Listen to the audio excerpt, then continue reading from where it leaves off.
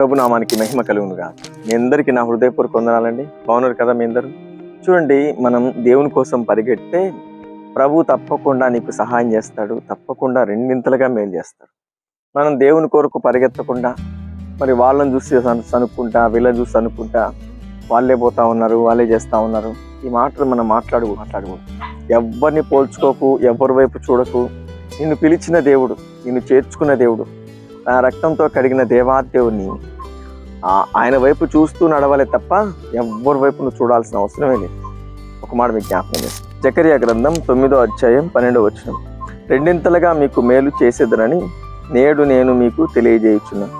దేవునికి స్తోత్రం కలుగును గాక. ఎన్నింతలుగా?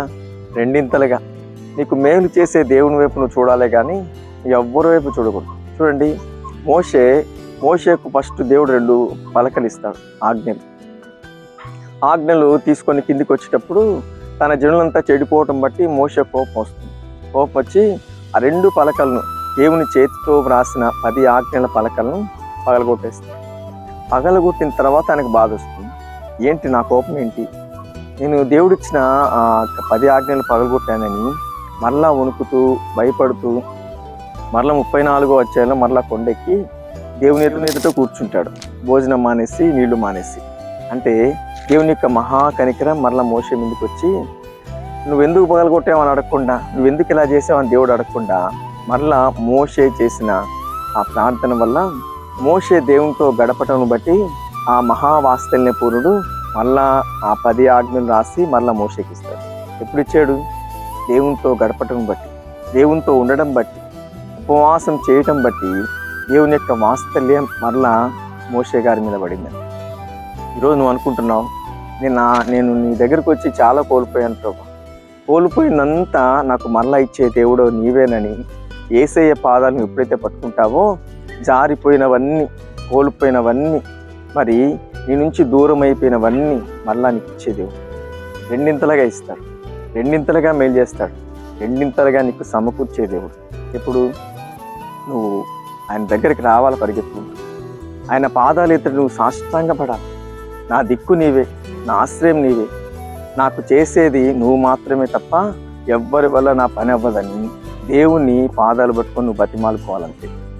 ఆయన వాత్సల్య పూర్ణుడు గనక మరలా నీ కరుణిస్తాడు, మరలా క్షమిస్తాడు, మరలా నీ దుఃఖ దినములన్నీ సమాప్తం చేసేది. చూడండి, మోషే ఒంటరిగా కొండపైకి ఎక్కి కూర్చున్నాడు. మరలా నాకు ఆ పలకలు ప్రభువా, ఎందుకంటే నేను చేసిన అతిక్రమం ద్వారా ఈ పగలగొట్టాను, కానీ నువ్వు అతిక్రమములు తుడిచివేసి మరలా నీ చేతి వ్రాతతో ఇవి రాసి నాకు ఇవ్వు. ఆ మాట అడగకపోయినా హృదయంలో ఉన్న వేదన చూశాడు, మరలా రాసిచ్చాడు.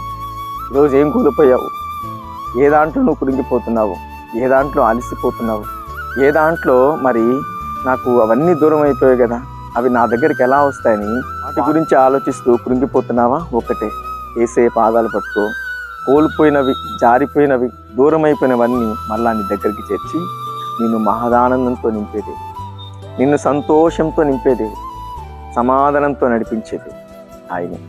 యేసయ్య దగ్గరికి రా, సమస్త బాధల నుంచి నేను విడిపిస్తాను. అటువంటి కృప ప్రభు మీ అందరికీ అనుగ్రహించి నడిపించి దీవించును గాక. ఆమేన్. మీ అందరి కోసం చిన్న ప్రార్థన చేస్తాను. మహోన్నతుడానికి స్తోత్రములు నాయన. ఈ మాటలు ఉంటున్న ప్రతి బిడ్డలు నీ పాదాలు పట్టుకున్నప్పుడు కోల్పోయిన సమస్తాన్ని మరలా తిరిగిచ్చే దేవుడు, సమస్తాన్ని మరలా చేజిక్కించుకునే కృపను ప్రతి వారికి ఇచ్చే దేవుడు. ఎందుకంటే వారు వచ్చింది నీ దగ్గరికి నాయన. నీ దగ్గరకు వచ్చిన ఏ మనిషి అయినా ఏ ఒట్టి చేతులతో పంపించవు గనక మరలా దీవించే దేవుడు, రెండింతలుగా నువ్వు మేలు చేసే దేవుడు. అటువంటి కృప ప్రతి వారికి దయచేయమని యేసు నామములో ప్రార్థిస్తున్నాం పరమ తండ్రి. ఆమేన్. వీడియో చూసిన ప్రతి ఒక్కరిని ప్రభు దీవించి ఆశీర్వదించి అన్ని విషయాల్లో రెండింతలుగా మేలు ప్రభు మీకు చేయును గాక. ఆమేన్.